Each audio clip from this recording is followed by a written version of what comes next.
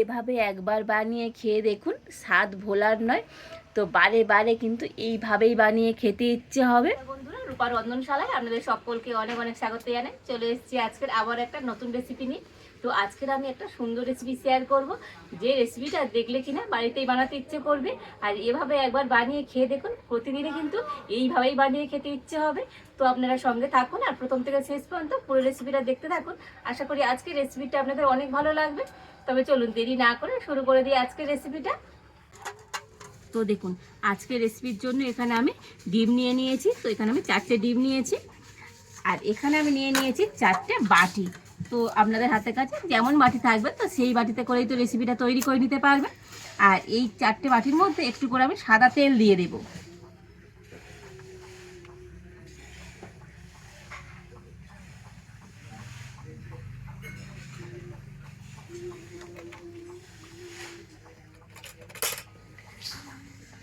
আর এবার একটা ব্রাশ নিয়েছি, তো ব্রাশ দিয়ে বাটির চারিধারে তেলটাকে খুব ভালো করে লাগিয়ে দেব।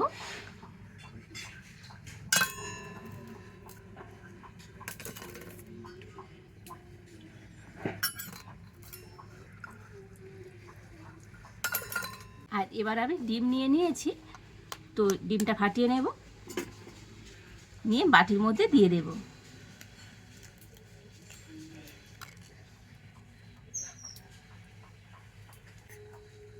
তো প্রত্যেকটা ডিম মানে একটা করে ডিম একটা একটা বাটির মধ্যে করে এইভাবে নিয়ে নেব।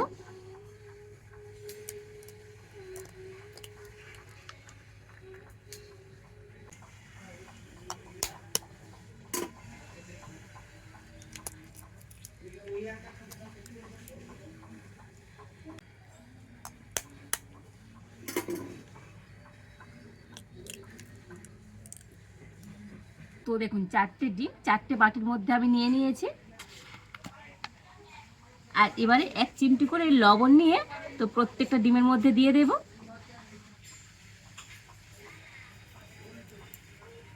আর এবারে আমি উনুনটা জ্বেলে উনানে একটা কড়া বসিয়ে দিচ্ছি। তো প্রথমে আমি কড়াতে দিয়ে দেব জল।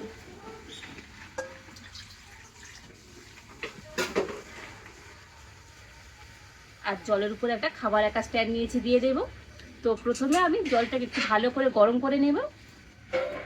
আর দেখুন, এখানে জলের মধ্যে একটু লেবু দিয়ে দিয়েছি, এতে করে জল ফুটলে কড়াই যে দাগ হয় সেটা আর হবে না। আর দেখুন, জলটা ভালো মতো গরম হয়ে গিয়েছে। আর এবার আমি স্ট্যান্ডের উপরে একটা থালা নিয়ে দিয়ে দিলাম। আর এই থালার উপরে এবার আমি ডিমের বাটিগুলো দিয়ে দেব।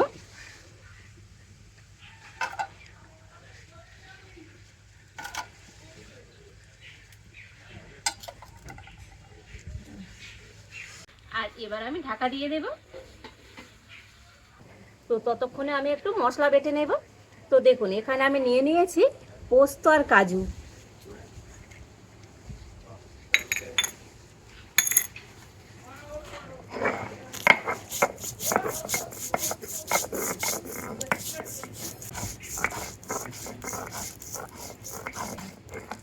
তো দেখুন, পোস্ত আর কাজু বাদাম বেটে নিয়েছি।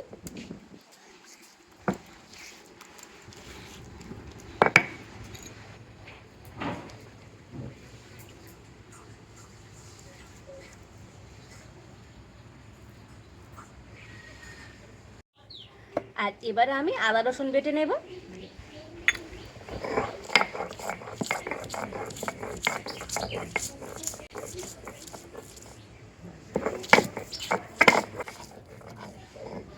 তো দেখুন, আদা রসুনটাও কিন্তু বেটে নিয়েছি।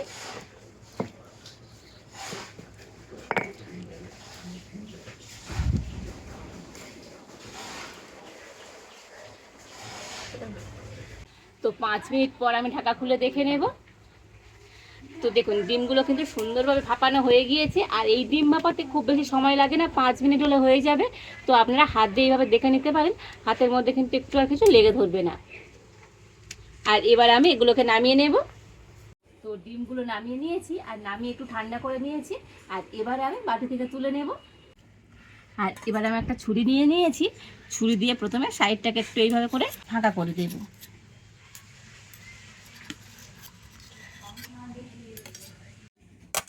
আর এবার একটা প্লেটের মধ্যে এইভাবে করে তুলে নেব।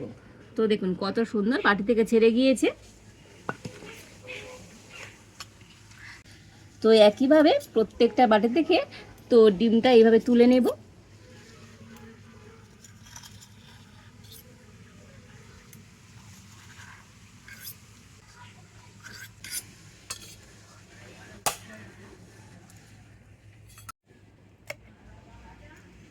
তো দেখুন সব কটা ডিম আমি বাটি থেকে সুন্দর করে তুলে নিয়েছি। আর এবার আমি কড়াতে দিয়ে দেবো সর্ষের তেল।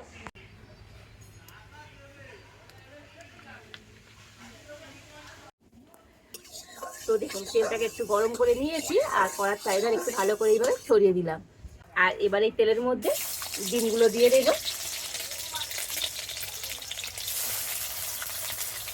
তো একেবারে সব ডিম দেবো না, দুটো দুটো করে নিয়ে ডিমগুলোকে তেলের মধ্যে খুব ভালো করে ভেজে নেব। তো দেখুন ডিমটা একটু হালকা করে ভেজে নিয়েছি। তো একটা পিঠ ভেজে নিয়ে আবার উল্টো দিক করে দিলাম। আর এই সাইডটাও কিন্তু একটু ভেজে নেব।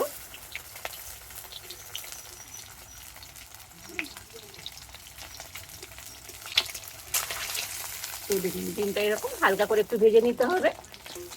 আর এবার আমি তুলে নেব।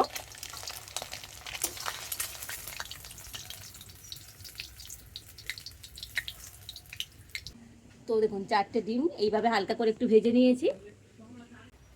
তো ডিম ভাজা তেলের মধ্যে আরও একটু তেল আমি দিয়ে দিচ্ছি। আর এই তেলের মধ্যে দেখুন এখানে আমি নিয়ে নিয়েছি গোটা গরম মশলা দিয়ে দেব। দিয়ে দেবো পেঁয়াজ। তো দুটো মিডিয়াম সাইজের পেঁয়াজটাকে এরকম একটু সরু সরু করে কেটে নিয়েছি, তো দিয়ে দিলাম। ঝালের জন্য এখানে আমি নিয়ে নিয়েছি কাঁচা লঙ্কা 4টে। তবে ঝালটা আপনাদের স্বাদ মতনই দিয়ে দেবেন। আর এবার আমি তেলের মধ্যে পেঁয়াজগুলোকে একটু ভেজে নেব। তো দেখুন পেঁয়াজটাকে লালচে করে ভেজে নিয়েছি। আর এবার আমি দিয়ে দেব টমেটো। তো একটা টমেটো আমি কেটে নিয়েছি, তো দিয়ে দিলাম। তো টমেটোটা কিন্তু একটু ভেজে নেব। তো দেখুন তেলের উপরে টমেটোটা ভেজে নিয়েছি। আর টমেটো এরকম ভেজে নিলে দেখবেন টমেটোটা কিন্তু ভালো মতো নরম হয়ে যাবে। আর টমেটোকে একটু ভেজে নিতে হবে, তা না হলে তো টমেটোর মধ্যে একটা কাঁচা গন্ধ থেকে যাবে। আর এবার আমি দিয়ে দেবো 1 চামচ হলুদ গুঁড়ো। তো হলুদ গুঁড়োটা দিয়ে আবার একটু ভালো করে মিশিয়ে নিয়ে আর দিয়ে দেবো আদা রসুন বাটা। অল্প একটু জল দিয়ে দেবো।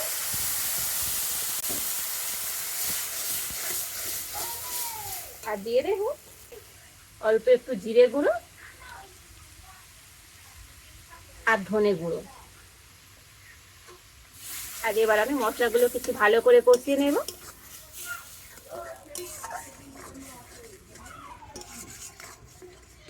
মশলাগুলো ভালো করে কষিয়ে নিয়েছি। আর মশলাগুলো থেকে দেখুন তেল ছাড়তে শুরু করে দিয়েছি। আর এবারে আমি বেটে রাখা কাজু আর পোস্তটা দিয়ে দেব।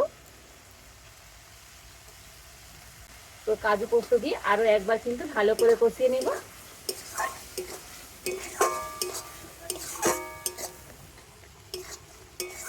কাজু আর পোস্ত দিয়ে তো আবারও আমি একটু এরকম নাড়াচাড়া করে নিয়েছি। আর এবারে আমি এর মধ্যে দিয়ে দেবো জল।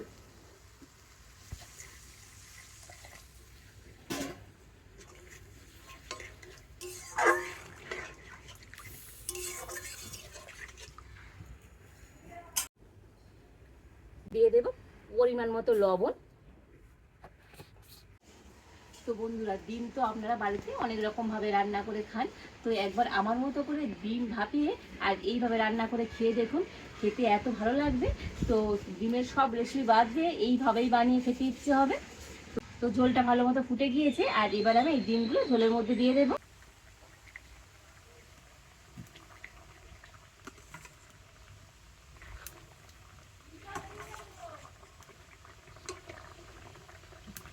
তো ডিমগুলো দিয়ে আবার একটুখানি ফুটিয়ে নেব। তো এই ঝোলটাকে ফুটিয়ে একটু ঘন করে নিয়েছি। তো আপনারা যেমন ঝোল পছন্দ করবেন তো সেইভাবে রেখে দেবেন। আর সব শেষে আমি এর মধ্যে দিয়ে দেব অল্প একটু গরম মশলা গুঁড়ো। আর দিয়ে দেব ধনেপাতা কুচানো। তো গরম মশলা গুঁড়ো আর ধনেপাতা কুচানো দিয়ে নাড়াচাড়া করে নামিয়ে নেব। তো দেখুন আজকে কিন্তু আমার ভাপা ডিমের কারিটা একেবারে রেডি। আর এবারে নামিয়ে নেব। তো তো দেখুন কত সুন্দর দেখতে হয়েছে, দেখুন আজকের এই ভাপা ডিমের কারিটা। তো শুধু দেখতে সুন্দর নয়, আর এই কারিটা এতটাই টেস্টি হয়, তো শুধুমাত্র এটাই দিয়ে একতলা ভাত খাওয়া হয়ে যাবে, আর কিছুই লাগবে না। অসম্ভব সুন্দর হয়েছে। তো বন্ধুরা, আজকের আমার এই ভাপা ডিমের রেসিপিটা আপনাদের কেমন লাগলো তো অবশ্যই কমেন্ট করে জানাবেন। ভালো লাগলে লাইক, শেয়ার, সাবস্ক্রাইব করবেন। আজ এই পর্যন্ত। আপনারা ভালো থাকুন, সুস্থ থাকুন। দেখা হচ্ছে নতুন কোনো একটা রেসিপি নিয়ে।